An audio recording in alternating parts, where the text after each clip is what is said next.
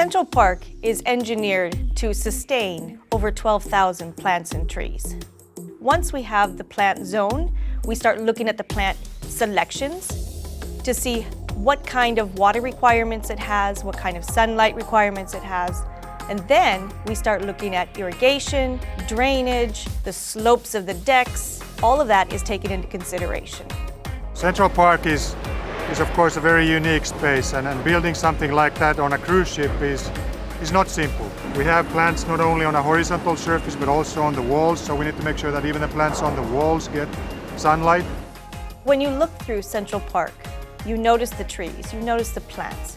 But what you don't see are the modules that house those elements, along with all the fertilizers. Underneath the modules, we have gutterways, we have lighting cabling, we have irrigation lines, we have fertilization lines. All of that goes underneath the modules. We use drip irrigation in some of the beds. We have heads on risers that you may notice as you walk around. They spray 180 degrees along the walkways, 360 in the middle of the bushes. The irrigation system supplies 32 different zones.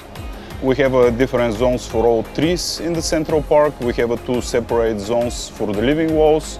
We need to make sure that the steel deck, which of course lies below the plants, is properly maintained and properly treated so we don't have corrosion issues.